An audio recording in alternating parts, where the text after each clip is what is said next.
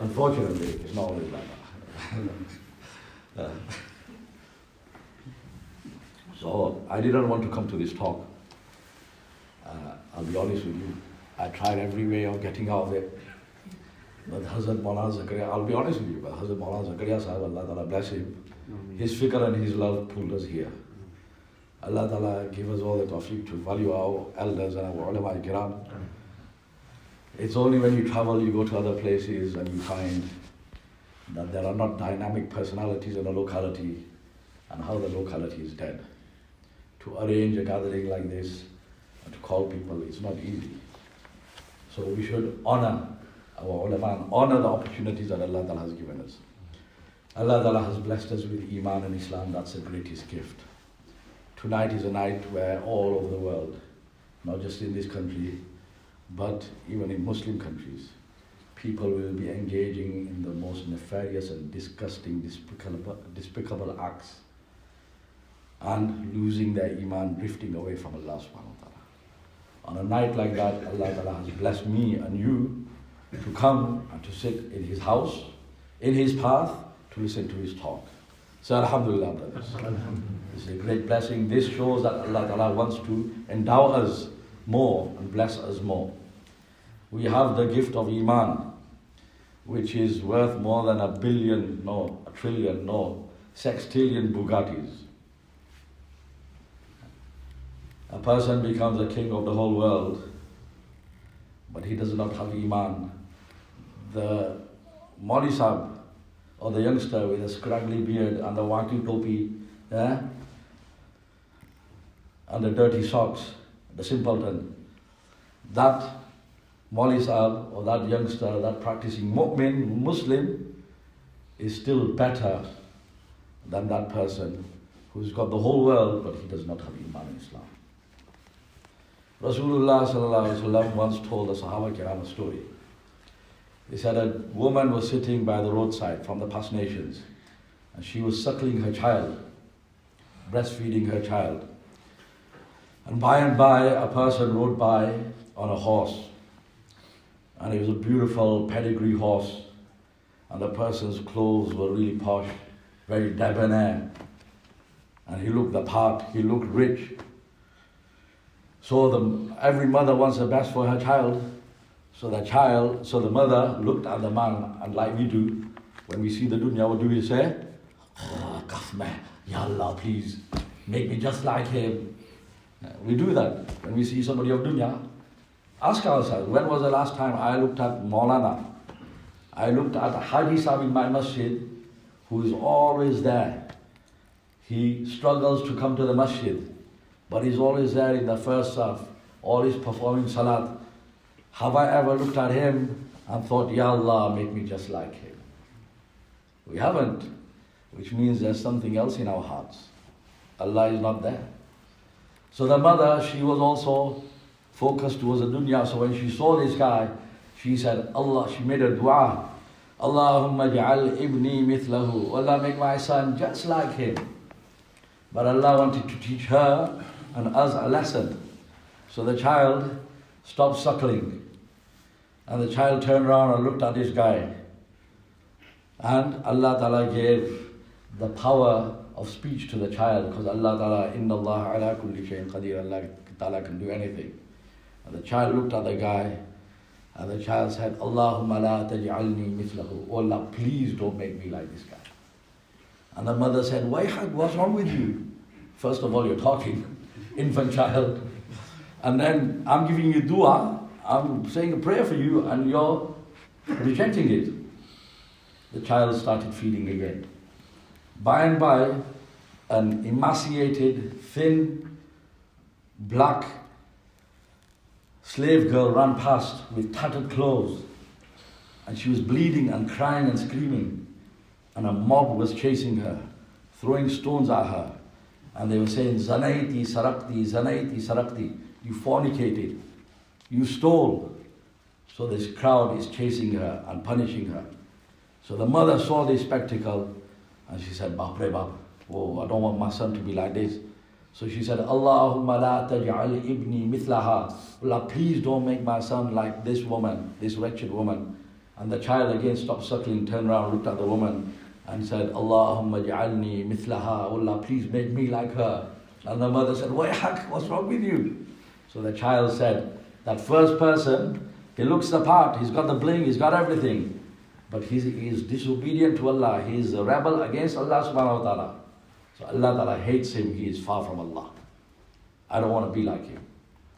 There's a backstory that the child had been informed about from Allah subhanahu wa ta'ala, which we tend to dismiss. The backstory, we see somebody, beautiful trophy wife, nice house, nice car, and we think, Ya Allah, salivating, Ya Allah, make me just like him. Whoa, bro, you don't know the backstory. When was the last time he performed salat? When was the last time he attended a speech? When was the last time he went out in the path of Allah subhanahu wa ta'ala? When was the last time he called out to Allah? When was the last time he adopted the sunnah of Rasulullah sallallahu alaihi wasallam? You don't see that. In my town, there's one guy who worked very hard, he bought a car, 60 grand. A nice car. And everyone was like, whoa. And then somebody showed me and I said, man, the guy got ripped off. He paid too much for it. And people say, no, Masa, you don't know anything about cars. You stick to your 2 grand Toyota. Masa, you got a good deal. 60 grand car, that's worth more than that. I said, nah, man, the guy, he paid too much for it. Paid too much. He said, 60 grand, look, Masa, he worked hard for it. He deserves it. I said, listen, I hope all the best for him. But you're not looking at the actual price tag. The price tag that you people are seeing is just the apparent one, the 60 grand. But there's a hidden price tag which we people do not take into account, but we should. What's that price tag? That's a price tag that the accountant doesn't know about. Inland Revenue and the taxman don't know about. But you've got to take that price tag into consideration. If we're going to die and if we're going to go into the Akhirat. So Master, what price tag? I said, how many salat, how many namaz did he miss to earn the money to buy the car? You got to take that into account as well. How many commands of Allah did he violate in order to acquire the car? You got to take that into consideration. How much has he been absent from the masjid, from the path of Allah, from the ilm halqas, in order to acquire the car? Think about that. Don't just start salivating, Kathme, Ya Allah, Ya Allah. Stop, think. I wish him all the best. But how much of his akhirat has he sacrificed for that car? Because that car he's going to leave behind. The day I die, my car will still be parked outside my house. My bank balance will still be there. My orthopedic mattress and my leather reclining sofas will still be there. Dastan nesti ki main tumhe suna raha hu. The poet says, and he's talking not about himself only, he's talking about me. And don't get too happy, he's talking about you as well. He says, Dastan nesti ki main tumhe suna raha hu. Let me tell you what will happen, or what happened on the day that I died. Log ghar ko aa rahe the, main ghar se ja raha tha. The people were coming to my house to pay their respects, to flash their phones and their cars. That's what it really is, isn't it? Come on, let's not be around. I don't know about Leicester, Sharif. Yeah? But in other places you go, and people grab the tasbih because it's the right thing to do. Grab the sipara. Everyone seems to have wuzu. I'm just saying. And everyone subhanallah, subhanallah, ilaha illallah, la ilaha illallah. What phone have you got, bro? Don't see you around much, bro. What? Are you investing somewhere? What business have you got? MashaAllah. Doing well, huh? Can you get me in there? This is what happens in janazas. That's the truth. Sometimes, what's happened in our place is a person has died all of a sudden. 2 weeks ago, one person, Allah Grant Maulana, in Bolton, 43-year-old, just died. Suddenly, went to sleep, never woke up. There are many cases like that. So people, then when you feel that, and he's left little kids and everything, and you feel really bad. And then you're reluctant to go to the house, because you think that, man, this has come as such a shock to me. Imagine how much of a shock it is to his parents. was still alive and his wife. Man, and the atmosphere is going to be so tense. I don't know what to say, I don't have words. What am I going to do? So you get other people ready. You don't want to go on your own. To make it easy, you get two, three people ready. Let's go, come on. And then you walk in, Allah forbid. Sometimes you walk in, first thing you hear is laughter. People, the girls are in the back and the boys are in the passage, and then, can you pass some more tasbeehs and ha he going on. Chalo, chalo, nam goes, khawa, chalo, come in the back room, eat. And all this, and you think, what? And then you go and sit with the men, and then one guy is like, to another guy, and some guy's talking about Dubai, and some guy, also with the son just come back from Turkey, where did you go for your Turkish bath and all that? And you sit there, you think, Ya Allah. So that's why the poet says, Dastan next sticky metume sunana. Let me tell you what will happen on the day that you die. People will come to your house. People will come to my house. And I'll be leaving my house. And people will be sitting on my leather reclining sofas. And people will be using my central heating. And people will be using my cushions and putting their feet up. And the people who have come from far, they say, Bayan, Maulana mehman khaine jajo. So they'll be eating on my dastakhan, eating my food. Because rice was half price in Tesco, so I stocked up, thinking, this will keep me going for a year. Not realizing that my days are numbered. There was a tail sale on, so I went and bought loads of tail, loads of oil. I thought this will keep me going till Ramzan. But I didn't realize that I'm not going to keep going till Ramzan. So people will come and sit in my house, sit on my leather reclining sofa, use my radiator, eat my food. And the worst thing, brothers, is that they'll talk about themselves. They won't even talk about me. That's the reality of what's going on today. We are stooped, so much ghaflat, negligence, forgotten the akhirat, that even when we go to the Qabristan. One time I went to this one place, somebody had passed away, so I prayed the salat, janaza salat in the masjid, and I quickly came out, and I jumped in the car, and I took the back route to the Qabristan to avoid the traffic, and I got there early.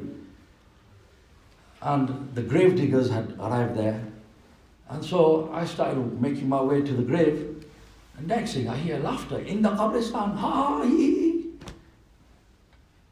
And I approached, and the guys who were standing on the grave were having a laugh. And then I saw some smoke rising, and some guy was vaping on the qabr. Some guy was smoking on the qabr. Allahu Akbar. In the Qabristan, if you're not going to remember death, if you're not going to remember that one day I'm going to be in this hole, and if it's a night like this, people are going to put me into a dark, cold, wet hole in the ground, and within days it'll be flooded with water. And there'll be, you scare of spiders, forget spiders, you don't have to worry about spiders when you go in the grave. There'll be centipedes and woodlice and massive spiders crawling all over your body. That six-pack, within a few days, is going to disintegrate. And your muscle is going to dissolve away. And it's going to become the food of insects.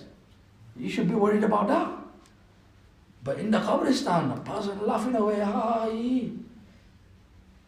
And if you go and stand on the sides when they're lowering the person in the grave, people are in their groups, they're talking. What are they talking about? Talking about dunya. This is how far we've come.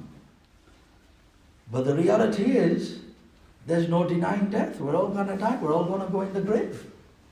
And death can come to us at any time. Rasulullah sallallahu alaihi wasallam said, the grave calls out every day. Ana baytul dud, ana baytul wahda, ana baytul wahsha, ana baytul dhulma. Every day my and your grave is calling out to us.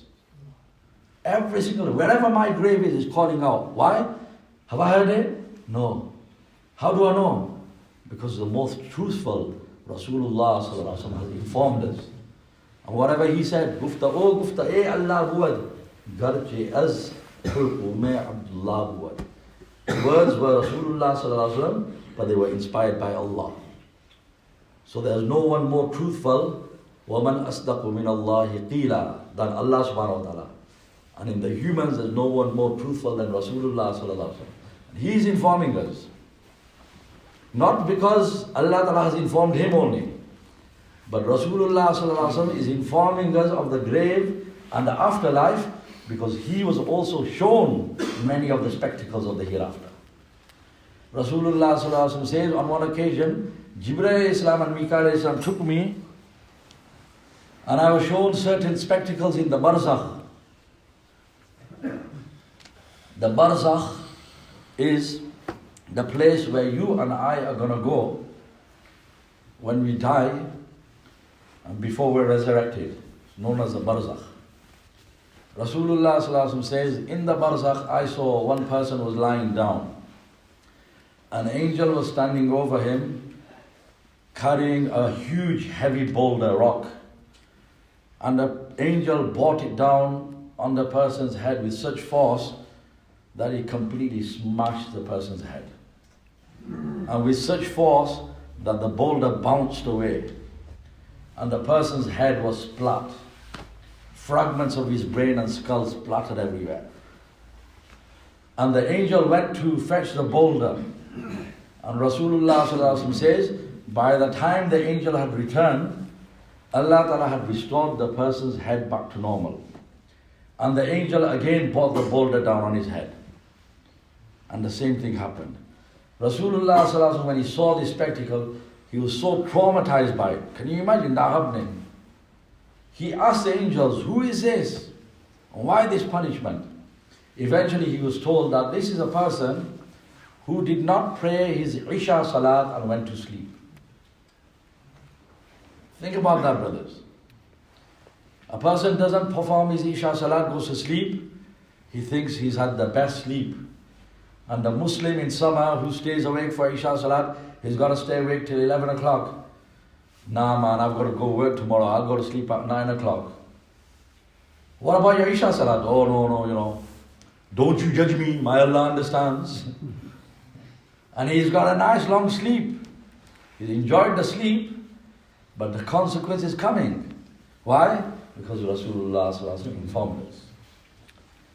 These things, brothers, are a reality. But we people are acting like Rasulullah sallallahu alaihi wasallam never uttered these words. Why? Because we're so steeped and saturated in the dunya. Ji aisa lagaya jeene mein marne ko Musalman bhul gaya. Our head, like they say your head's in the sun. Our heads are in the dunya, stuck. And we're completely oblivious to the akhirat. We'll come across a grave, we'll come across a janaza, and we'll feel nothing. We won't even be reminded that I one day will be carried like this. We see a name written on the masjid board, and we have no contemplation that one day my name will definitely be written on this board as well. Even if I die somewhere else, in my local masjid, the name will be written there. And after a day or two, my name will be wiped off. And there'll be no sign of my name written there. No one will be able to tell that my name was written there. And the reality is, my memory, just as my name was wiped out, within days and weeks, my memory will be erased from the earth also. Like I never even existed. That is the reality of the dunya, brothers. And Rasulullah sallallahu alaihi wasallam says that the grave is calling out to us.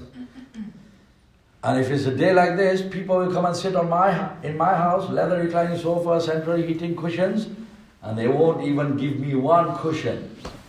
That's a treachery of the dunya. The guests who come from far, they'll sleep on my leather recline, my orthopedic mattress, and they won't give me any mattress. I'll be in the cold, wet hole in the ground, completely alone, pitch black. You're scared of the black, you're scared of the darkness of the dunya. Take out your phone, get the light on. There, anabaytu dhulma, complete darkness, insects, terror. And Rasulullah sallallahu alaihi wasallam goes on to describe that the people who have buried us will not have left the graveyard yet. You and I will still be able to hear their footsteps, and in the meantime we'll hear a rumbling and a shaking, tremor. And And Rasulullah sallallahu alaihi wasallam said, إِذَا أُقْبِرَ الْمَيِّتُ أَتَاهُ مَلَكَانْ أَسْوَدَانْ أَزْرَقَانْ. The people burying us will have not left the graveyard, will be hearing their footsteps, and two angels will come to each and every single one of us. Rasulullah sallallahu alaihi wasallam describes these angels. Rest assured, brothers, I might not make it to tomorrow morning. Next New Year's evening, whether you make it, I make it, I don't know, it's not certain. But it's guaranteed that these angels that I'm talking about, you're going to see them, I'm going to see them, we're all going to see them. Rasulullah sallallahu alaihi wasallam said, they've got terrifying, hideous features. They're completely black from head to toe. And their eyes are blue, like lightning. يحفران الأرض بأنيابهما ويتعان في أشعارهما أعينهما كالبرق الخاطف وأصواتهما كالرعد القاصف. Their hair comes right down to the ground, they'll be trampling their own hair. They have teeth which are like the horns of rams, which come down to the ground. And they will split the earth between themselves and me by means of these teeth. مَعْهُمَا مِرْزَبًا مِنْ حَدِيدٍ لَوْ ضُرِبَ بِهَا جَبَلٌ لَصَارَ تُرَابًا. Each one of them will be carrying a hammer so heavy that if a mountain was struck with one of these sledgehammers, the mountain would turn to dust. You and I are going to see this, and they will sit us up. And a person will be terrified. And they're meant to be terrifying. And their voice is like thunder. Scare a person. And then we will be asked 3 questions. First question, Man Rabbuk, who is your Lord? We all know the answer. When I was a kid, I used to think a person can only say, my Rabb is Allah, or Buddha, or Ganesh, or Jesus. Yes? But as I've gone through the journey of life, I've understood and I've heard so many people say so many things. Football is my Lord. Football is my religion. Money is my... One person, he goes, my body is a temple, because he's a gym boy. It deserves to be worshipped. I was once traveling on a train, the Golden Temple, and I was on my own, and these lads got on, and they were drinking, and I got really scared. And so I climbed on to the top berth, and they were singing, playing a guitar, and drinking. And then eventually they spotted me. I said, oh, Maulvi, come down. I think, no, man. So now we had this conversation. So they turned out to be nice guys. They're all Sikh. And they asked me, they goes, what is your religion? So I said, I'm a Muslim, Islam. So one of them, he goes, no, he goes, who's your Lord? So I said, Allah. So then one of them goes, somebody's God is his wife. He had his eye on her since day one. When I first set eyes on her, my heart just went garden. Baag, something changed inside. I felt something strong. I knew I had to get her. Sometimes people come to Maulvi Sahib will tell you, Masa, please, I know you're going to now. Make dua I get married to her. She's the only one. Bro, come on. I'll make dua, Allah gives you the best. No, Masa. Listen, I'll make dua, Allah gives you the best one for you. No, Masa. I know the best one for me. She is the one. Bro, I'll make dua that you get the best one. No, she's the one. I said, you don't know. I said, what's that? No. I said, you don't know. It might be, बाहर से देखा तो हुस्न हसीन, अंदर से देखा तो बिगड़ा हुआ machine. It might be, and it happens in many cases. Many boys, many girls come to us. Say, sir, Maulvi Sahib, काश मैं I thought that he's Mr. Right. I dated him for 6 years. I thought he's the right guy. We got married. Turned out to be someone else. He's narcissistic. He's abusive. This and some guys, many guys, they come and cuss about. I thought she's so beautiful, most beautiful thing I've ever seen. I got married to her. Turned out to be the ugliest thing I've ever known. She's beautiful from the outside, but I realized that even that takes hours. She's just good at art. When she was a little girl, she was good at watercolor. And now she's good at painting her face. But when I got to know her, or him, turned out to be the ugliest person from inside. So a person said, no, that's the one for me. Pray for that. I only want that. No, you don't know. Allah knows what's right for you. So, how did I get onto the marriage street? Huh? 600. So the guy goes up. Somebody's God is his wife. He worships her. He goes, somebody's God is their money. He worships money. And somebody's is Christianity, somebody's is Islam. So then he stopped. So I goes, yeah, okay, so what's yours? Because I didn't know if they're Hindus or Sikh or what. So the guy, he held up the whiskey bottle. He goes, Hamara Khuda bottle hai. My God is a bottle. People say stuff like that. What is a God? A God is something or someone, an entity that you sacrifice your desires for, your sleep for, your food for. We need to ask ourselves, who do I sacrifice or what do I sacrifice? Is my job, my Rabb, my shop, my football, my hobbies, my mates? Hayya ala salah, hayya ala falah is being called and I can't be bothered. But one friend sends one message. Let's go for a steak. Nobody says, I've already eaten. Say, go on, I can squeeze one on. Go on then. Mother said, Allah, I just cook for you. You just came 6 rotis. But there's always room for the mates.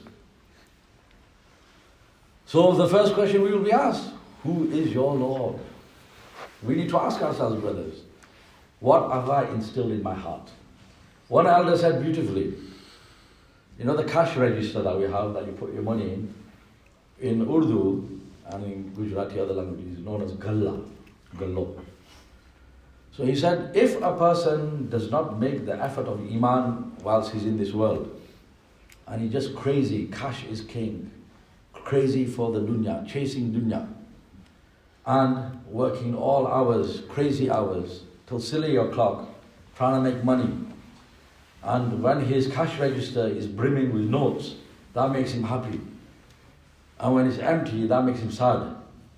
Performing salat, gaining knowledge, sending salat on Rasulullah sallallahu alaihi wasallam doesn't make him happy. The cash register brimming makes him happy. Missing salat does not make him sad. The cash register emptying makes him sad. The galla emptying. If that is the case, if that is the condition of a person, and he lives his life, he squanders his life chasing money, then when he goes in the grave, the correct answer to the question, Man Rabbuk, who is your Lord, is Rabbi Allah. But that person, that wretched person will say, Rabbi Galla. My cash register was my God, I don't know anything other than that. This is a reality, brothers, it's going to happen to all of us. How am I going to answer those questions? Second question, Ma dinuk, what is your religion? And as I've already mentioned, some people's religions, they say it openly. My religion is football. My religion is making money. My religion is acquiring as many properties as possible. My religion is partying. Life's a melody. Eat, drink and be merry, for tomorrow you may die. Just enjoy yourself. You only live once.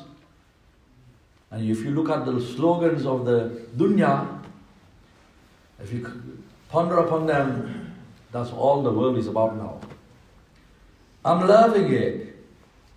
You can't beat the feeling. Just do it. What's behind all of that?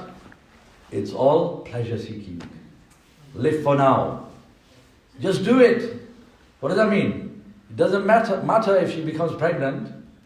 It doesn't matter if your mother finds out and her heart is shattered into 1,000 pieces and she can't sleep at night. Don't worry about the consequences. Just do it. You can't beat the feeling. I'm loving it. Say, Saad, are you with us? This is what the dunya is now. I was in Jamaat last year and the brothers decided to treat themselves. I don't know why, I don't know what we've done. Let's treat ourselves, what's our come on. So they ordered waffles and shakes and all this sort of stuff. So they invited me, come on, I said, nah. So they insisted, so I had a little bit, just a little. So afterwards, they threw the bags away. So they'd ordered from this particular place. I'm not very familiar with these brands and everything. The next morning after Fajr, I asked Amir Sahib, I said, can I go for a cup of tea? So I made a cup of tea and I sat down. And the bin was there and the bags were there. And the cartons were all there. And the slogan for that company was there. And I was drinking tea and my eyes fell on it. And I thought, Inna lillahi wa inna ilaihi raji'un. This was a slogan for a company that sells waffles and milkshakes. You know what the slogan was? Oh, the motto was, nobody needs to know. Allah Akbar. Do whatever you want, nobody needs to know. You only live once. Nobody's watching you. This is what is behind the slogans of the world. And we have been duped, we've fallen for it. We're living for the here and now. We're just chasing our desires, not worrying about consequences. And the Sahaba Kiram also had a slogan. Allahu Akbar. Check that out. The Sahaba Kiram also had a slogan. And you know when their slogan, when their motto came out? It came out when they were in dire straits. When they were half naked and the wind was, and the cold was cutting into them. And they were starving. And they had stones tied to their bellies. And there was fear. And their houses were unguarded. And they feared the enemy coming and killing them and pillaging their houses and killing their children and wives. In that situation, extreme cold, extreme want, extreme poverty, extreme hunger, extreme fear, at that time, when a person's cut down to the bare bones, that's when it comes out, what's inside. That's why sometimes it happens, you go with somebody, you think, oh, he's a top guy. Then you travel with him and then when he gets tough, then he shows his true colors. Then you realize, whoa. So Sahaba Kiram was stripped down to the bare basics. And that's when their inner voice came out. And what did they say? They didn't say like us, ooh, I could kill a gourmet burger. Where are we going next? You know, in these lads groups, and you all know, I mean, I'm not that old, alhamdulillah. Yeah? I know, all the lads, they have a group. So, you know, they send jokes and all that. Then every now and then, one person, a bit conscientious, he goes, you know, Hazrat Maulana Osman Kazee is delivering a Bayan today. Send the post on there. So the other guys feel a bit guilty. Say, yeah, Amen. Yeah, let's make it thing, yeah. We've got to go down. Then the next message comes from one of those guys. Where are we going next? This is what happens on the groups. You guys are looking at me like, you guys don't do that. Where are we going next? What does that mean? Meaning after the Bayan, still got to go and treat ourselves. Got to go for a milkshake, a smoothie, a gourmet burger. I've never had a gourmet burger, alhamdulillah. But when somebody sent me a picture back years ago when it first came out, they sent me a massive picture, he goes, must have checked this mother out. So I goes, what's that? He goes, Mossa, it's a gourmet burger. I said, what's a gourmet burger? He said, Mossa, I said, you got to try it. It's got chicken, it's got beef, it's got this and that. Smash it, Mossa. So I looked at it, zoomed in a bit, and it's got a skewer going through, isn't it? Gourmet burgers have a skewer going through, stick going through. So I said, what's a skewer for? Mossa, it's so big and so heavy that you have to put a stick through it, otherwise it topples over. To keep it upright, you have to have a stick through it. So I said to him, I go, son, you eat too many of them, pretty soon you're going to need a stick to stop you from toppling over. It's not good for you, this stuff. But this is what Muslims have become now. Curry houses, gourmet burgers, picnic party, ha, he, holiday. Living our lives like it's a big party. Enjoy yourself. So somebody, sent on the group, where we're going next, so people are saying, oh, not had a steak for ages, no, let's go for a smoothie, this kind of thing. I goes, boy, the answer to that, where we're going next, we're going out in the path of Allah. Where do you think we're going? We're going to the masjid after that. We're going to perform tahajjud. We're going to strive for the deen. What do you mean where we're going to go? We're not going back to the stinky dunya. We've just come from now. But our mottos have become this. Obey your thirst. What's the thirst? Your desires. Just do it. I'm loving it. You can't beat the feeling. Nobody needs to know. And then I was in one place, Allahu Akbar. This is going back about 5 years. It was an ice cream advert. And it was a 2-flavored ice cream. And underneath that it said, unleash the beast. Ice cream. And what's he telling you to do? Take the shaitan out of you. Unleash the beast. And then under that, Maulana, Allahu Akbar. He said, you know what he said? Dare to go double. Dare to go double. I'm not going to desecrate the masjid and the mimbar of Rasulullah sallallahu alaihi wasallam by explaining that. If you understand that, you understand that. That's disgusting, vulgar. It's just an ice cream advert. Somebody said to me, Mosam, you're reading into it too much. I said, okay, maybe that one. But what about, how do you explain, just do it and I'm loving it and this and that? All of them. It's all about the here and now. Enjoy yourself. There's no afterlife. Life's a party. Eat, drink and be merry. Tomorrow you may die. Yeah. At least he died. People write on the thing, isn't it? When somebody dies, he was skydiving. And his parachute, he only did it once in his life. His parachute didn't open. Never did it again. Yeah. And, or doing some extreme sport. So, people say, oh, well, at least he died doing what he loved. So I wrote in the comments, I bet he didn't like I bet he didn't love the dying part.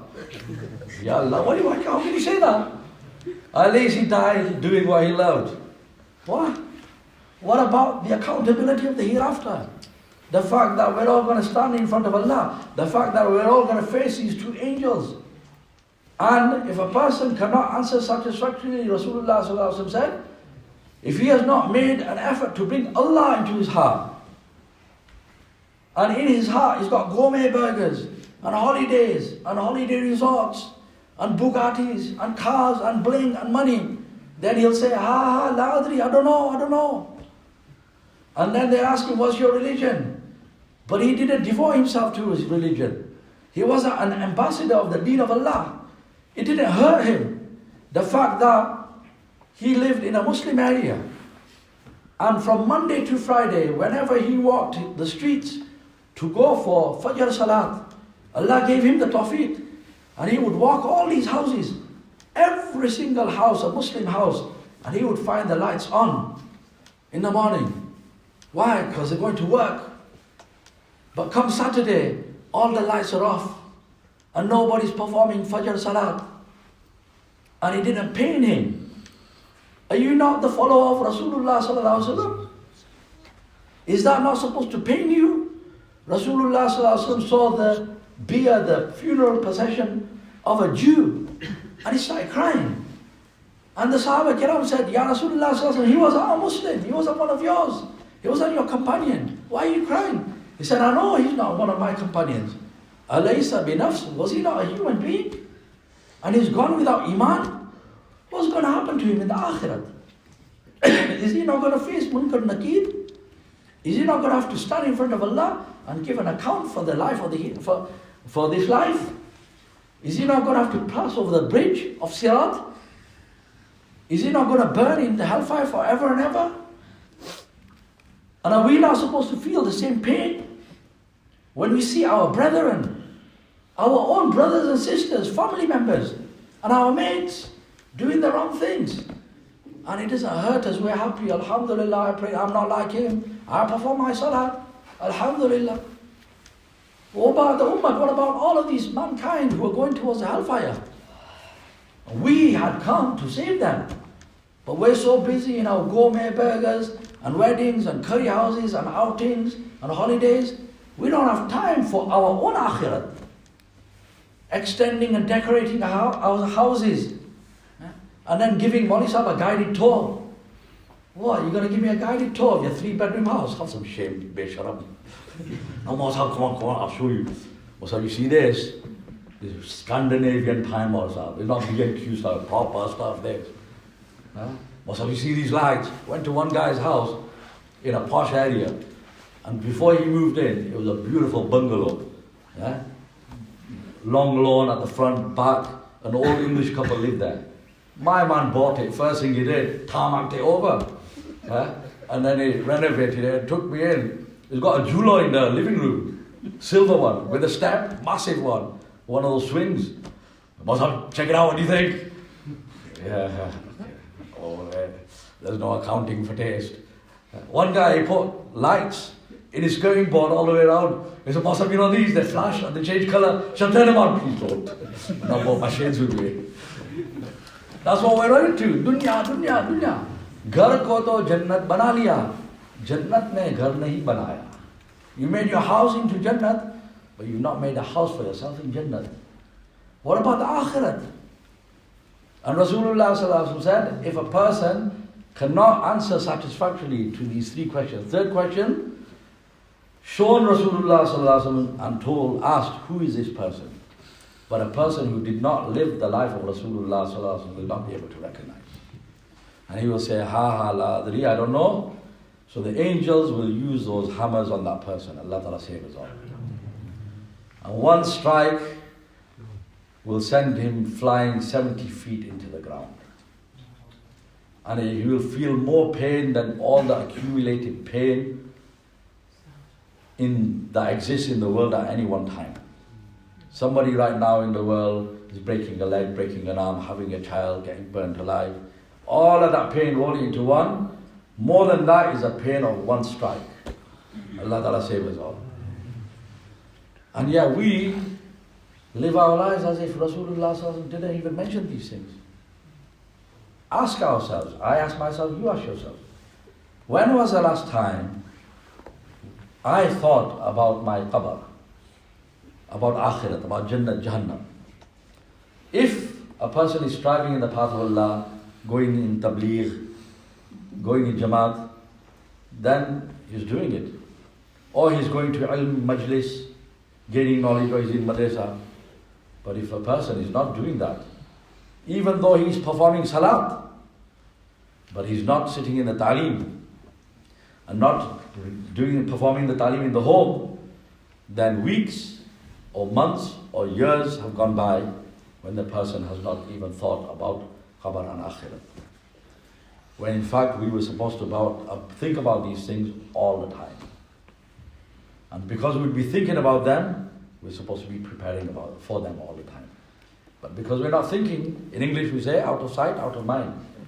Because these things are out of our psyche, therefore we're not even preparing for it. So this is why, brothers, these talks take place, we come together, so that a revolution takes place in our lives. So that then we become those fortunate people that when the Munkar Nakir come to us and sit us up in one riwayat, it says, Allah Akbar, Allah make me and you, all of you. Allah Ta'ala make me one of those persons. And Allah Ta'ala make all of you one of those persons. The second Ameen was louder than the first one. What have you got against me? Come on, brothers. May Allah make me one of those persons. Ameen. Jazakallah. May Allah Ta'ala make each and every one of you one of those persons. Ameen. About whom Rasulullah mentioned that person will die, he or she will go 6 foot under, but because their ruh came out of their body like a droplet of water coming out of a tap. How much screeching does that make when a droplet of water comes out of a tap? Is there any sound? Scraping, screeching? Nothing. Delicately it just comes out. Or if you have a bowl of flour and you have a hair in there, pulling that out, effortless. So mu'min, mu'mina, a person who lived a good, clean, pure life, who did not make these mad slogans, just do it, I'm loving it, you can't beat the feeling, dare to go double, did not make those slogans, their slogans and their mottos. Instead, he or she made the slogan and the motto of the Sahaba Kiram his motto. And what was the motto of the Sahaba Kiram? When they were stripped down to the bare basics, the inner voice came out and they screamed out. They said, Allahumma la aisha illa aishul akhirah. Oh Allah, this life is no life. The real life is the life of the hereafter. I'm living for the hereafter. I'm going to go into Jannat. I'm going to be chilling with my hoors, my 250,000 hoors. Smile. At this point, you're supposed to smile, brothers. I'm kind of worried about some of you guys. 250,000 hoors. A person who dies in the path of Allah. 250,000 hoors. Rasulullah sallallahu alaihi wasallam said, in Jannat, a person will be given the strength of 100 men in eating, drinking, and join the dots. And a person will go to his virgin hur and he will engage with her for 40 years. Urban ataraba, Allah Ta'ala describes them. Ataraba means that they are very playful. The ulama kiram, one interpretation says, she'll know which buttons to press. She'll know how to play with him. 40 years he will engage with her, and when he leaves her, he turns away. When he looks back, she will have become 70 times more beautiful, and she'll have become a virgin again. You're supposed to get excited, brothers, at this point. The Sahaba Kiram, because they were people of Akhirat, and because they were living for the Akhirat, these things would excite them more than a sale or a discount or a gourmet burger or an outing excites us. We talk about dunya, everyone starts smiling. Everyone starts getting happy. When I talk about gourmet burgers, people go massive smiles. I'm not giving you one. You're not eating one now, bro. What are you smiling for? I talk about Jannat, nothing. Why? Because we're so distant from it. In Ramzan, I was doing a Bayan. Started talking about Jannat. About 5 minutes into Jannat, I'm like, everyone's like miserable. So I goes, come on, brother. I actually like, come on, brother. What's wrong with you? Huh? I said, smile, Ali. Say Subhanallah, brothers. I'm talking about Jannat. One guy after the mosque, I can't say Subhanallah. Starving custom. I can't say Subhanallah. I was dying. Ramzan, long road. So next time when I did a bayan, I said, come on, brother, smile. Don't think about the kebab. Think about the sawab. Think about the reward you're going to get. Think about Jannat. One Sahabi came to Rasulullah sallallahu alaihi wasallam. Ya Rasulullah sallallahu alaihi wasallam, sifli al-Jannah. Describe Jannat for me. Rasulullah sallallahu alaihi wasallam started describing. I'm not going to go into all the details because we don't have enough time. Eventually, he started getting more and more ecstatic and excited, and his smiles turned into subhanallahs, subhanallahs turned into laughter. He's hearing more and more and more. He's jumping around until eventually he gave a scream and he dropped dead. Rasulullah sallallahu alaihi wasallam said the anticipation and the excitement of Jannat has killed your brother. Because they were so attached to it, it's as if they were seeing it with their own eyes. Why? Allahumma la aisha illa aishul akhirah. That was their slogan, that was their motto, that's what they lived by, and they were always looking forward to and always preparing for the akhirat and always working towards the akhirat. You and I, brothers, need to ask ourselves, honestly speaking, obviously we can all lie and say, mashallah, at least I came for the bayan, Saturday night, New Year's Eve, come on, what more do you want? It's not what I want, it's what Allah wants from you. It's what Rasulullah sallallahu alaihi wasallam. And they want a lot more than that.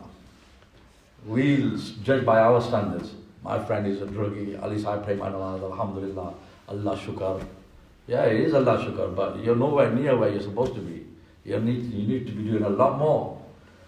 So when we will live the good, clean, pure life and make the effort and make Allahumma la aisha illa aisha al-akhirah our motto, then Rasulullah sallallahu alaihi wasallam described this one particular person. May Allah Ta'ala make you and me and all of us of those people. Rasulullah sallallahu alaihi wasallam said, certain people will be placed in the grave, and the people burying them will still be in the graveyard, and Munkar Nakir will come upon the person, and they will ask the person, they'll sit him up, and his coffin will slide down to his waist. They will say to him, Man Rabbuk, who is your Lord? Now this person lived such a good life, he never missed his salat, his namaz. So at that time in the grave, when you sit up, the ambience of the grave, it won't be completely dark, it won't be completely light. It will be as it is in the dunya just before Maghrib Salat, getting dark. So the person, because his ruh came out of his body like a droplet coming out of a tub, he's forgotten that he's died and he's gone 6 foot under. He's forgotten that he was on the slab and people were bathing him. And he'll just look, and the terrifying features of the angels won't even scare him, because he was only scared of Allah subhanahu wa ta'ala when he lived the life.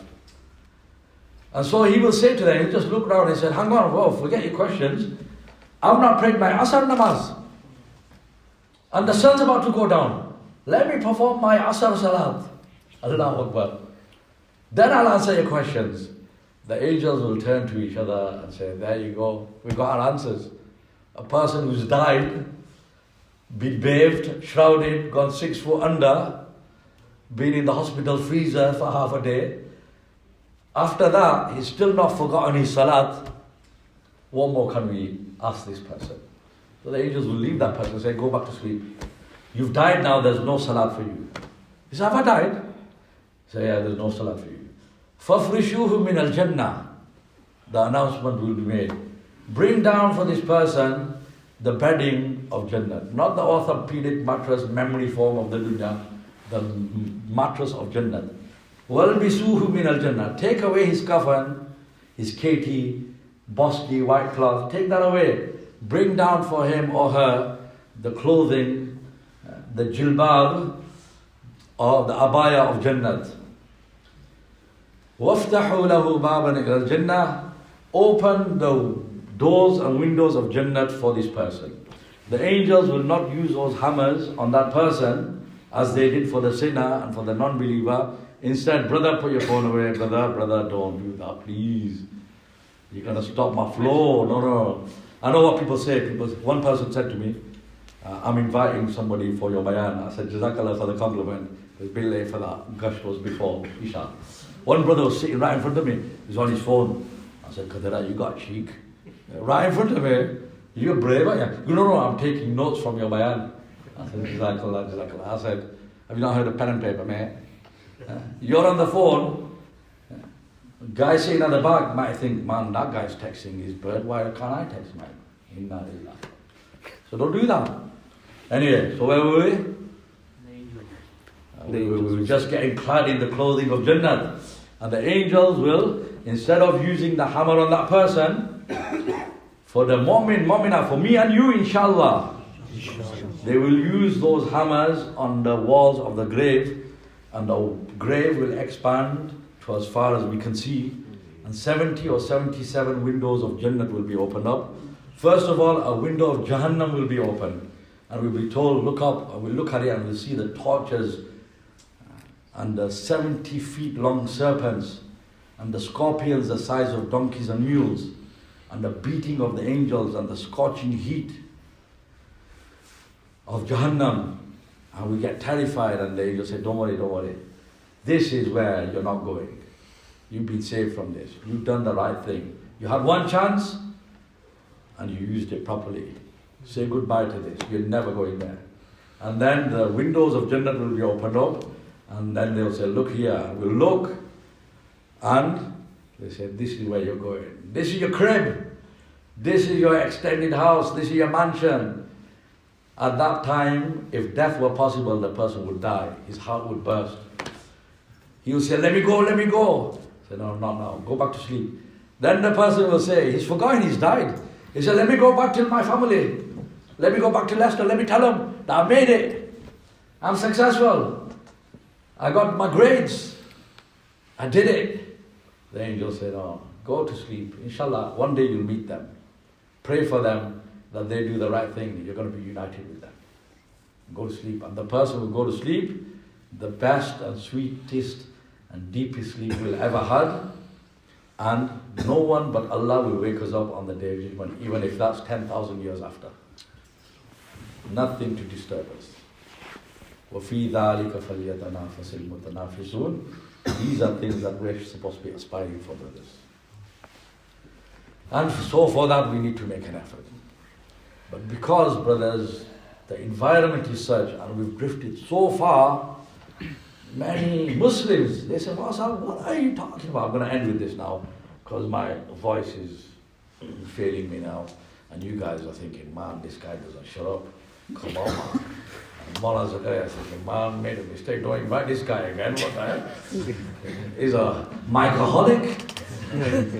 But I only intended to speak for about 20 minutes.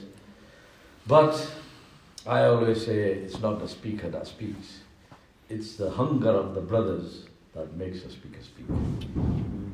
One of our elders who delivered tens of thousands of bayans, you can get volumes of his bayans. He must have delivered thousands in his lifetime. Hazrat Thamir there. One time he went on the mimbar, started the khutbah, prayed the Quran ayat, sat there for some time, started the khutbah again, prayed an ayat, stopped again, silence, did that a few times, and then he said, brothers, nothing's coming in my heart, sorry, I've got nothing to offer today. Wa akhiru da'wana alhamdulillah. Such a great scholar, but because he made dua to Allah, you inspire me, Allah, I don't talk, you make me talk. And on that day, for some reason, maybe the congregation was inattentive, nothing came to him. So I always say, if somebody says, you did a good bayan, I said, no, you did a good bayan. It's you people that make me speak. So Jazakallah, you've been a wonderful audience. I'm not going to keep you much longer, but I'll give this example because it's a problem of our times. Perhaps, I hope not. I hope none of you were thinking this when I was talking about the Qabr and Akhirat. But Muslims now do think in this manner. Maulana Sahib, what are you talking about? Grave, angels, massive, coming with these hammers and then striking the walls and expanding to as far as you can see, 77 windows of Jannat, and on the other side, scorpions the size of donkeys, serpents 70 feet long. What are you talking about? There ain't a space for that in the qabr. The guy's grave is only 6 by 2, and the next grave is right next to it. What are you talking about, Maulana Sahib? How can that happen? There ain't space for that. But yes, it does happen. And it is happening. Why? Have I seen it? No. The people of the world, have conducted these experiments. But because it makes them look bad, they don't admit it. Maulana Sahib will know. You do your research, you find in people's graves and coffins, they've put in all sorts of cameras, motion sensors and infrared cameras and all that, to try to see that what was this Muhammad talking about? What is all this punishment in the grave? If it's true, then we'll start preparing. But they didn't find anything. Why? Because you can't see with these eyes. When you and I will start to die, when our sakarat, the throes of death will start, the angel will come and touch us here. Your eyes will be wide open, but they'll be wide shut. Your eyes will be open, they'll be seeing, but they'll be blind. If you've ever been around a dying person, you witness this. Some people say, Maulana, my dad was dying, we brought the whole family. Oh, look, Dada, say salam to Dada. And he said, Dada, look, it's your munna, tumna. And he was just like looking through us. He wasn't responding, he was still awake, he was still breathing. Bro, his sakarat had started. The angel had touched him. And so these eyes were open, but they were closed. They were seeing, but they were blind. Because the angel touched him, he can't see you now. He can't see the hospital bed. He can't see the wall and the door. He can't see the ceiling. Now he's got X-ray vision. Now he can see the angels coming down. Now he can see the other realm, which does exist. Just as we are sitting here now, we're humans, mashallah, many of us here, but more than us, amongst us humans, there might be a few jinns as well. That's why I said fill the space, otherwise you've got one sitting next to you there, and then you wonder where you get nightmares from. Yeah? So there might be a few jinns here, but more than that, more than the human beings and the jinns, there are thousands of times more angels sitting here. How do I know? Have I seen them? No, Rasulullah informed us. And they're sitting here, fill this whole place, and they're piling on top of each other, reaching the arsh of Allah subhanahu wa ta'ala. And right now they're going and they're telling Allah ta'ala that in Leicester, in Masjid Muhammad, such and such is remembering you. So Allah ta'ala is remembering us in the congregation of angels. What a great honor. What can be a greater honor than that? So, when the death falls upon a person, then the vision changes. That's why some people who've not made a preparation, who dismissed it all, there's no heaven, there's no hell, there's no angels, they're all fairy tales. What are you talking about, Maulana? The next grave is next door. There's no room for all of that. When they denied everything, then when the angel touches them, and the X-ray vision opens up, and the angels start coming down, then the person, he goes, what happens when you get a shock? Many people die like that. In a state of shock, frozen, face is frozen. Why? Because they didn't expect all this. What's all this? They thought there's no afterlife. You die, it's a long sleep, you never wake up. And all of a sudden, that's not to say, brothers, footnote, you might be around a naked person and he might die like that as well. You know why that is? Because they were only expecting 500 angels to come down for them, as Rasulullah mentioned in the hadith. But when Rasulullah mentions these things, he's talking about the common Muslim. When he's talking about Jannat, he's talking about the lowest Jannat.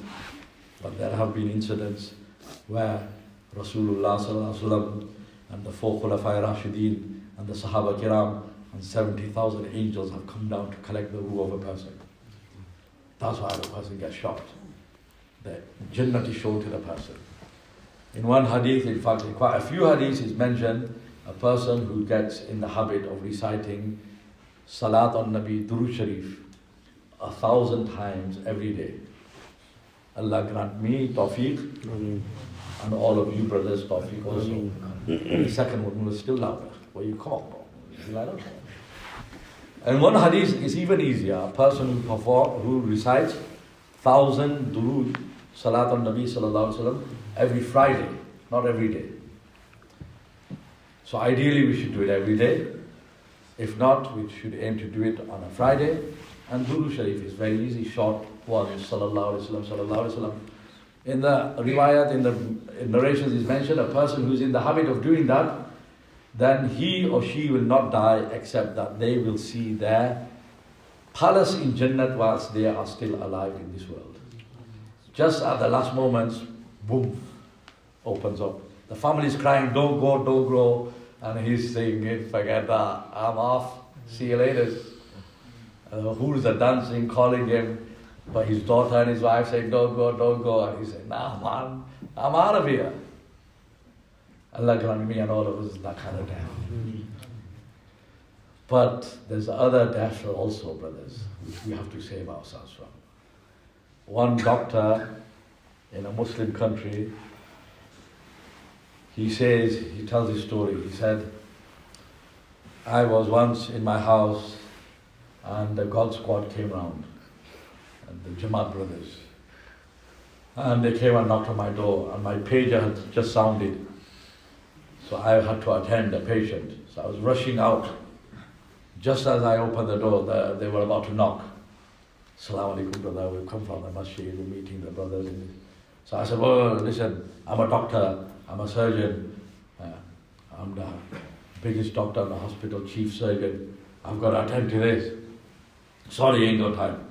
So as he rushed past them, the Mutakali said, okay brother, inshallah we're staying in the local masjid, we'll be there 3 days, come along. The brother at the end, just as he went past him, he said, Dr. Saab, what are you going for? He said, there's been a car crash and it's critical. So I'm going to save the person, see if I can save him. So the person, the Jamati brother said, Dr. Saab, make sure he prays the kalima. So the doctor thought, what an absurd thing to say. He didn't reply, he just thought, Muslim country. We live in a Muslim country. And the guy is a Muslim. Of course he's going to die with the kalima. What an absurd. At that time, the doctor, because he'd not spent time in the path of Allah and with the ulama, he didn't know that not every Muslim dies with the kalima. Many Muslims die saying Bugatti, Bugatti. Many Muslims die, Allah forbid, thinking money, money, my job, my wife. Allah forbid. How we have lived our lives, what we have uttered all our lives, that's what comes out. So he said, make sure he prays the kalima. I just dismissed it because I got to the side and the person lost half his body, he was bleeding to death. So I said to him, tried to tell him that, your situation is critical and all this sort of stuff. And the guy's got blood coming out of his mouth. He goes, my mobile, where's my mobile? And I'm trying to explain to him that, bro, you're about to go. Then I remember what the Jamaat guy said. I thought, man, this guy's supposed to be praying the kalima. I've told him he's dying. And he goes, I told him blatantly then. I said, brother, you got minutes, you're dying. So the guy said, my mobile. So he goes, I was shocked. Then I said, pray kalima, la ilaha illallah, la ilaha illallah, la ilaha illallah. And that guy said, my mobile, where's it? Your mobile. And he goes, the guy died saying, mobile. And he didn't utter the kalima. The doctor Sahab said, I was shocked, no end. What is this? So he goes, then the next day I made time and I went for the Jamaat in our local masjid. I sat with him, I asked him, I said, why did you say that to me? Why do you say make sure you praise the kalima? We live in a Muslim country, or everyone's a Muslim. So then they explained that, but how you have lived your life, that's how you die, that's how you will be resurrected. What have you filled in your heart? That's what matters, and that's what's going to come out. So he goes, I've never heard that before. It struck my heart. So he goes, then I decided to conduct an experiment of my own. He said, I went back to my hospital because I was the chief surgeon, the main guy. I told all the doctors and nurses, all the wards, that if somebody is dying in our hospital, you call me anytime, day or night. And obviously I would always be summoned for the car crashes and stuff like that. Because within a short time, I witnessed 150 people dying. And I kept a record. And I attended, and I saw people dying. And I did talqeen of kalima to them. And it goes from 150 people, Muslims, in a Muslim country, only 2 died reciting the kalima. Both of them had beards. And I made inquiries. And both of them was spending, one of them was actively engaged in tabligh, the other one had spent time and he was a hafiz al-Quran.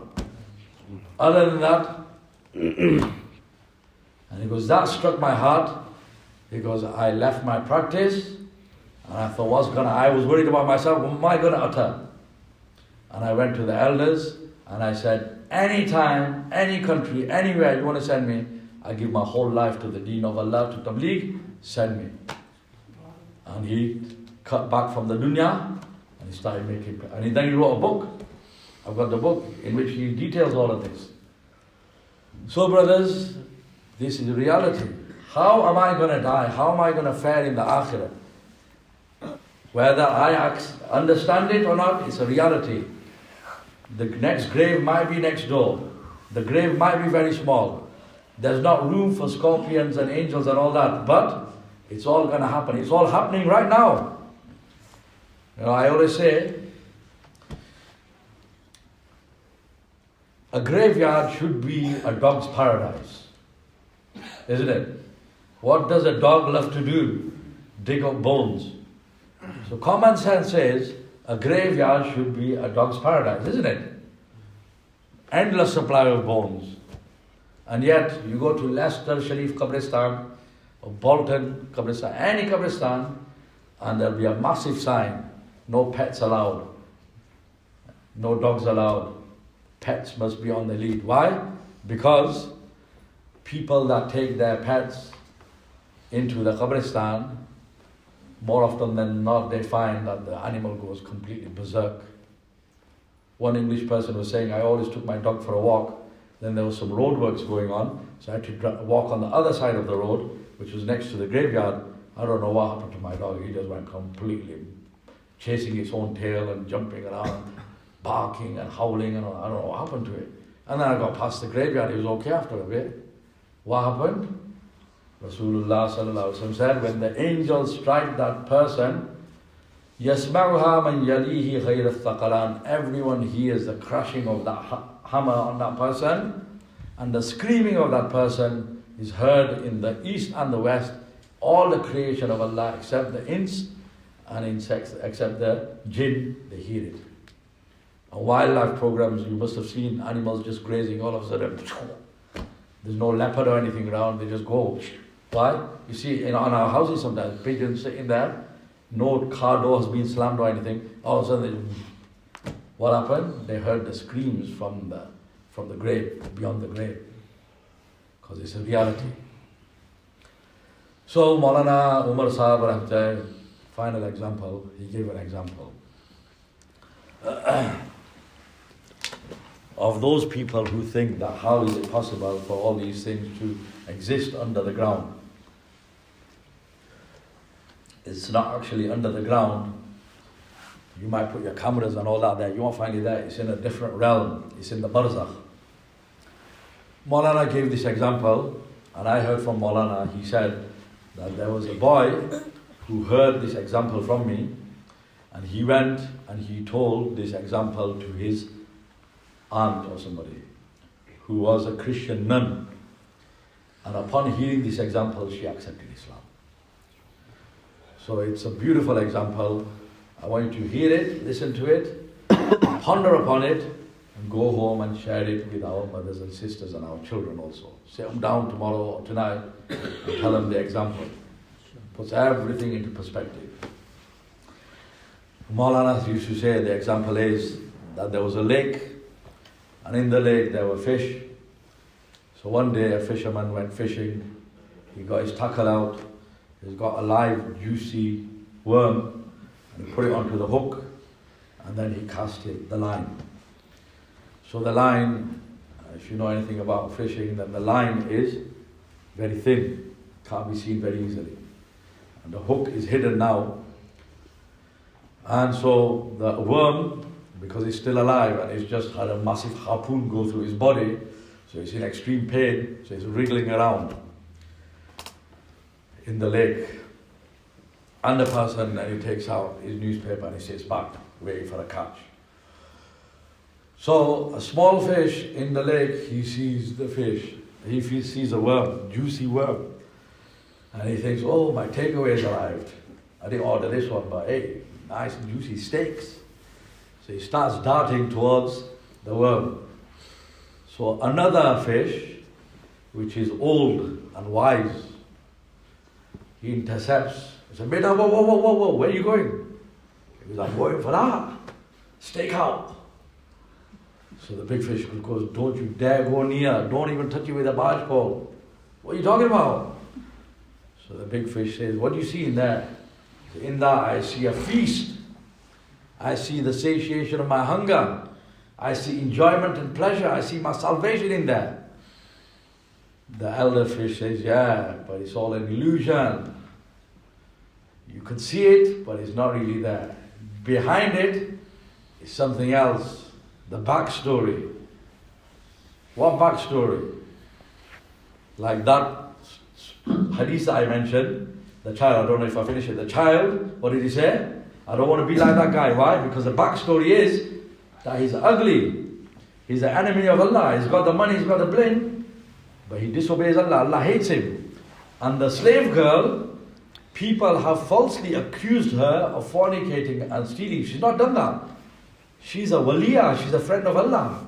I want to be like her. So in the same way, this big fish says there's a backstory. He said, what? He said, all you can see is a juicy worm, but behind this worm there's what you call a hook. And it's very sharp. As soon as you bite into that worm, the hook will become impregnated in your top lip. And it'll hurt like crazy. And you will pull and tug. And that hook is connected to what you call a line. And the line leaves our world and goes into another world, another realm. And that line is connected to a rod. And at the end of a rod is a guy who is what you call a human.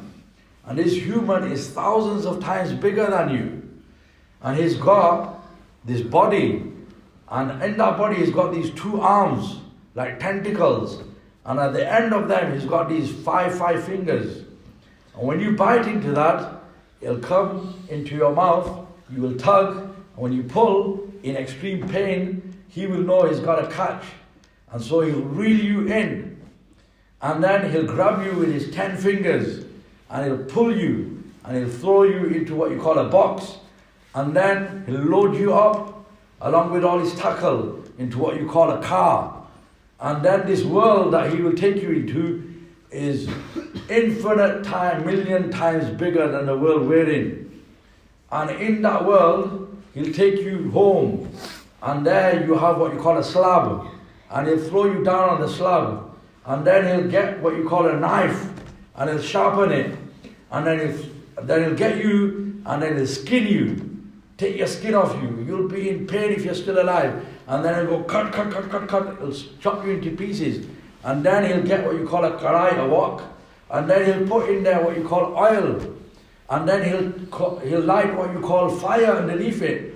And then the oil will become what you call hot.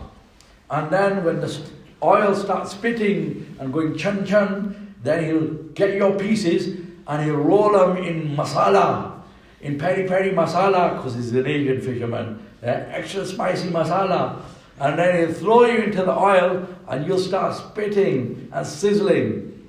And then in this world, there's not just one human being. This world that I'm talking about, there's billions of them. But this guy, he's got 9 best friends. So he'll invite all of them. And then they all come. And he'll serve you on plates with chutney and with barbecue sauce. And then these guys will pick you up between 100 fingers. You'll be picked up and you'll be taken apart. And every one of these human beings, they've got 32 teeth in their mouths. And then between 320 teeth, you'll be ground and munched and chewed. And your bones will be spat out. And you'll be no more. And then they'll take your bones and throw them outside. And then this thing that you call a cat will come and then make mocha chumar of you and bite you and rip you apart. And you'll be no more. And you'll suffer a terrible, agonizing death. And you'll be destroyed. And the little fish looks at the big fish and says, Chacha, have you stopped taking your tablets? Come on, man. There's exaggeration and there's exaggeration. Come on, fairy tales have to have a limit, man. What are you talking about? Come on, man. That's just crazy. Like Maulana Mahbub Sahib says, the word for gulu, the word for exaggeration is gulu in Urdu. So he goes, there's gulu and there's super gulu. Maulana? Super gulu. Come on. The small fish, this is just so absurd. Come on. If you wanted to stop me eating this worm, you could have at least explained it in a way that, kind of made some sense. You just gone all out. What are you talking about? So now the big fish starts crying and he said, Beta, tu man ya na man. Believe me or you don't believe me. What I've said is 100% accurate and true. So the small fish said, okay, show me. Can't show you. If I show you, it'll be too late. Do you understand how this relates to the Akhirat? The prophets came and they told us. Rasulullah SAW came and told us. Without comparing the Anbiya Ikram to anything, it's just an example. They came and told us, there is an afterlife, there are angels, there is qabr, there are scorpions, there are serpents, there is heaven, there is hell. But we say, show us. If we show you, it's too late. There's no re-entry visa. So the small fish looks at his tears and looks at the passion of this big fish and sees that, okay, Chacha's got something. And because the fish must be living in Leicester in 2022, from this new generation, okay, let me do my research then, innit? Show me, innit? How's it real? Show me. So the big fish says, oh, I can't show you. Okay, let me do my research. The big fish goes, okay, go do your research. But he says to him that, your research will be limited to this world. And I'm talking about another world. So the small fish sees the passion of the older fish. He says, okay. He says, you wait here, I'm going to do my research. Comes back all tired, exhausted after some time, and says, Maulana, to the older fish, he said, I swam the length and breadth of this lake. I've been right to the bottom, I've been right to the top. I found some rusting bicycles and some boots at the bottom, some tires and stuff. I found seaweeds and stuff. You were talking about billions of humans, I didn't even find one. You're talking about 100 fingers, I didn't find one. You're talking about 320 teeth, I didn't find one. You're talking about knives and chopping boards and karai and fire and oil, I didn't find anything. It's all a lie. It's all fake. So the big fish said, no. Tu man ya na man, whether you accept it or not, it's the truth. Okay, show me. I can't show you. So then the big fish says, small fish says, you know what? I've understood this. I've understood your game. You just don't want me to have fun. Now you guys aren't smiling when I said that. But the Maulana sitting here smiling. Because this is what they get from people. Masab, you know what it is? You couldn't get a stunner like me, innit? You couldn't get a babe, innit? You don't want me to have fun, innit?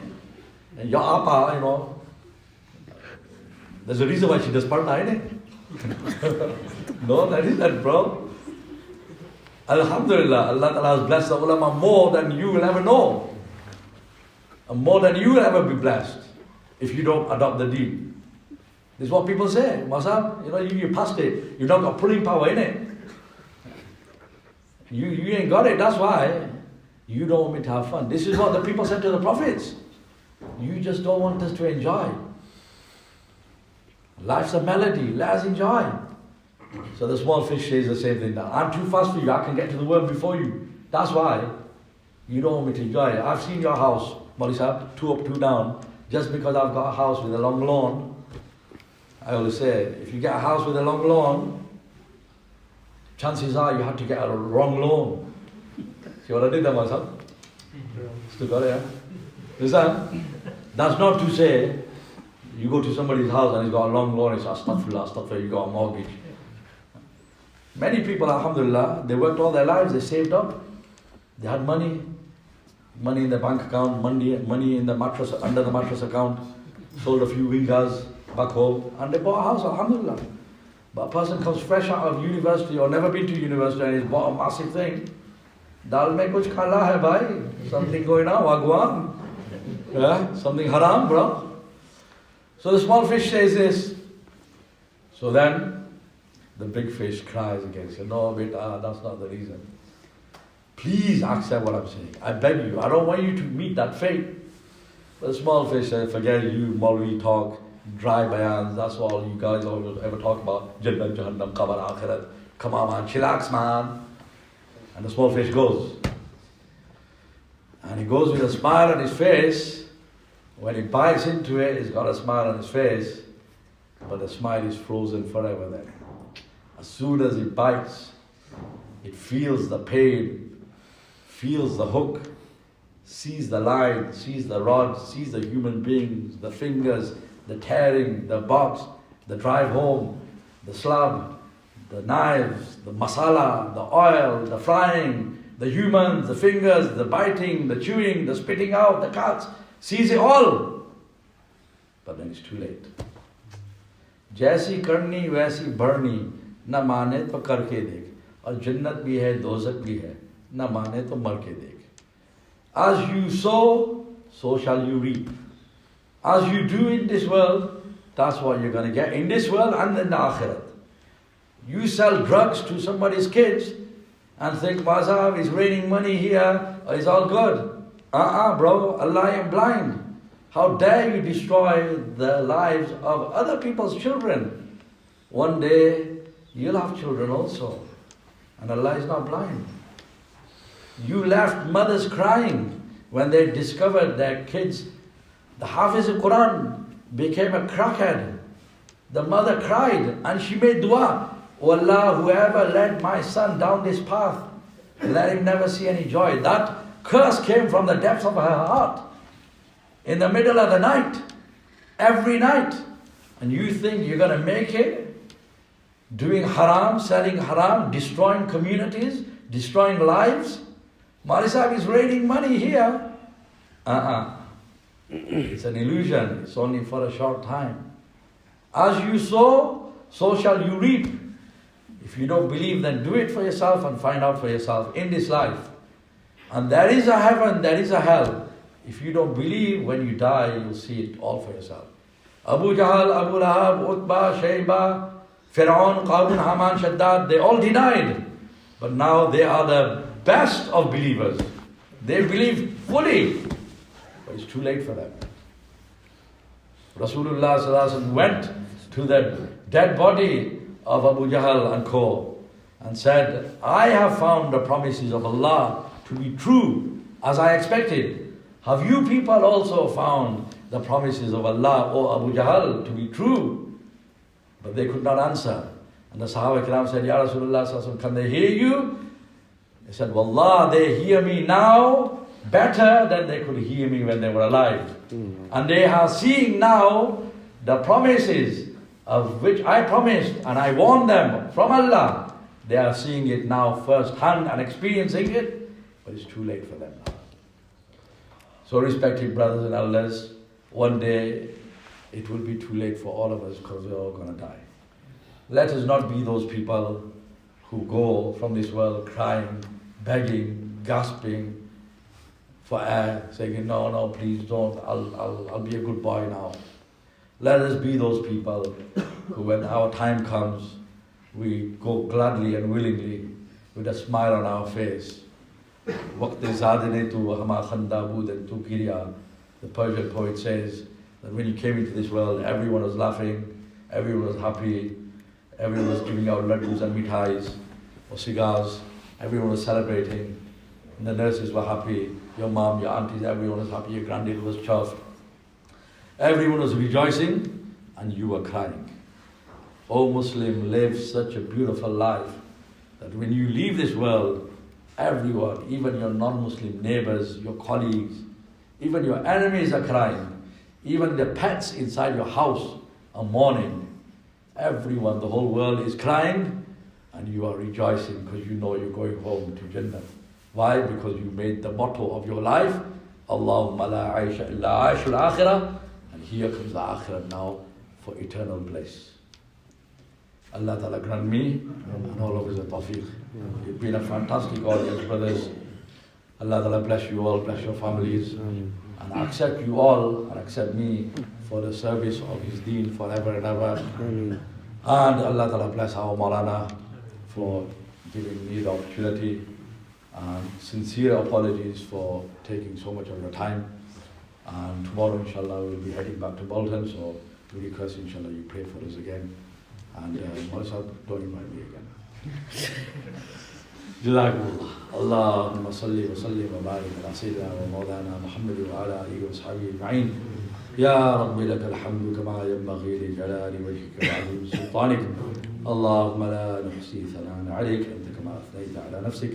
اللهم اهد أهل هذا المسجد، اللهم اهد أهل هذه الحارة، اللهم اهد أهل هذه القرية، اللهم اهد أهل هذا البلد، اللهم اهد أهل هذه الدولة، اللهم اهد هذه الحكومة، اللهم اهد الناس والجان جميعا، اللهم اهد الناس والجان جميعا وجعلنا سببا لمن اهتدى.